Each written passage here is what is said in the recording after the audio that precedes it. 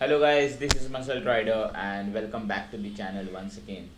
In the recent times you have already seen me riding a lot of bikes, lot of test ride bikes, and that's due to the reason being I am going to sell my Dominar 400 and obviously we are searching for a new bike. So the hunt for the new bike has already been started, and by the time I upload this video there might be the possibility that I might already have booked the bike, and you can expect a new bike video before this year end definitely. Now coming to the point, the past 6 months or so I have done lot of research, trust me guys, which bike to buy, and from lot of homework I thought why not share this knowledge with you. So currently there are lot of new bikes coming in the market, coming in the 300 to 500 cc market. Not going to get myself a very huge upgrade as such. So main reason why I am selling my Dominar 400 is I have already ridden the Dominar 400. I have used it for 5 years and I am looking for a change. And the another reason is I want a bike which I can use it for daily purpose too, and which I can use for touring also. So if anyone is interested in buying my Dominar, you know my Dominar very well. I have made a lot of memories on that bike. So if anyone is interested in buying that bikes, DM me on my Instagram channels. So these are two Instagram channels which I use. Go ahead and DM me if you are interested in buying the Dominar 400. Now coming to the main topic, which bike I am going to buy, or which bike you should consider while if you are considering something between 300 to 500 cc or around 650 cc, not above 650 cc definitely. So let's get started with the list. So the list is so big that I have to refer this notebook. So let us discuss about all the bikes in detail one by one. Starting from the first bike is the Interceptor 650 obviously. How is the Interceptor 650? I have ridden Interceptor 650 lot many times now, even the GT 650 for that matter. But thinking about the daily commutes or thinking about the highway perspective, highway touring perspective, Interceptor 650 is a better choice compared to the GT 650. I like the GT 650's tank though, and I have seen people modifying the GT 650 like the handlebar mod, getting the Interceptor handlebar on the GT 650. That is also a good idea if you want to make your GT 650 a touring friendly bike. So the 650 series, the 650 twins, how are they? They are crazily refined, and it's totally refined. So coming from a single cylinder to the multi-cylinder, I mean parallel twin, I can feel a lot difference. They have a parallel twin, 270-degree crank parallel twin, and they sound insane. I mean crazily insane.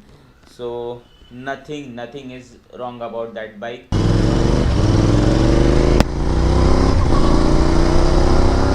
Just that bike, especially the stock bikes, weighs a bit lot for my liking, but when once you sit on that bike, once you start rolling, all the weight disappears, like just you and the parallel twin symphony, that's it. Coming to the next bike, the recently launched Speed 400. I have ridden that bike again twice. From that ride I could observe that bike is decently refined. It is not at all refined as the 650 twin, but coming from an Dominar 400 background, it is decently refined for me.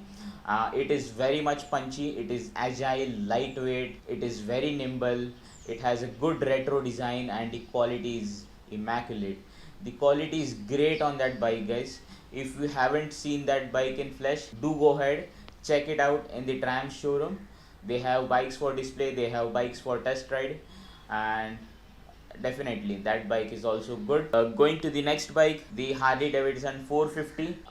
The Harley Davidson 450 is a cruiser type bike. Again, I am not very much attracted to the cruiser pattern of the motorcycles. As of now, I am not considering that bike, but still it comes into the same category, same capacity. I have listed it down. Maybe if I get a chance to ride it, I will take a test ride of that bike too. Now jumping to the fourth option, the CB 350. You might be wondering that 35 horsepower. Like I am currently riding a Dominar 400, which is a 35 horsepower machine and which has equal amount of torque too. Why am I considering a 21 horsepower machine? The mid-range is bit flat. Okay, I just touched 100. Oh god damn. On a 21 horsepower machine. First thing is, it is crazily refined, and if you think that bike won't do good speeds, it can do decent speeds, 100 110 all day long, no issues, no refinement issues, and unmistakably that is a Honda motorcycle. I have ridden that bike. Again, if I compare the Highness 350 and the CB 350, I like the Highness 350 styling much. Unfortunately, we don't get an anniversary edition which was in black and golden stripes. I absolutely love that styling too on the Highness 350. Now coming to my one of my more favorite motorcycle, that is the CB 300R, Honda CB 300R. Yes, so CB 300R is currently not available at the Honda Big Wing for the test ride. Getting a E20 compliant bike now. That time I will have to wait. But talking about that bike, I have a very good experience because previously I had owned a 250R, and that is basically a bored out CBR 250R. That bike is 147 kgs somewhat. I am not sure about the exact number, but that bike is crazily light, and I can imagine that bike being so refined because it has a very reliable Honda 250 engine that is basically bored out. So I am also considering that bike. Coming to the next bike is the Hunter 350. The Hunter 350 looks great. It has a great styling. I always wished that this is how the Interceptor 650 would have been. Like a very short, accessible seat height, a parallel twin engine, a great styling, short, nimble in the traffic. But unfortunately, we don't get one. The things might change when the Scrambler 650 might get launched here in India. But till that time, we will have to wait a long. Now coming to the Scrambler 400X, again I haven't ridden that bike, so I can't tell about that much, but it will be less nimble than the Speed 400 obviously due to the 19-inch front and pattern tires and a bit longer suspension. But still I would say it will be dynamically strong, and it will be a better option for a long distance and bit of an off-road, soft road I could say. I don't think a bit larger suspension can turn a roadster into a off-road machine. I guess it would be a bit like a soft roader. Coming to the next bike is the Scram 411. Great suspension, it has a softer suspension setup, accessible seat height, it is comfortable and it is agile. The Scram 411 is actually more enjoying and more involving than the Himalayan 411. I don't know why, mainly because of the 19-inch front, but like high levels of off-road, Himalayan will be better due to the 21-inch front. The wheel won't get deflected if you are in the rocky terrain or something like that. Now coming to the SD Scrambler, the only good thing about that bike I think is a good styling. It resembles some bigger Scrambler bikes, and it also has a very good accessible seat height. The engine could have been better, which they have improved on the new SD Adventure, which one of my friend has, and I have ridden that, and it is also good bike. We will be coming up to that bike later. Next up is the Duke 390, the newly launched 2024 Duke 390. Crazy machine. I haven't ridden it, but it is going to be a crazy hooligan machine which will have a lot of tech for safety, and yeah, it will be a decently fun machine to ride, but I am not sure how will it go for a long ride. Next, coming up with the recently launched RTR 310, Apache RTR 310. Again, it is a crazy technologically advanced motorcycle. It has all the electronic features which the high-end motorcycles get. I missed one point about the Duke 390, the console, the speedometer and the switch gear. I am in love with that speedometer and especially that switch gear.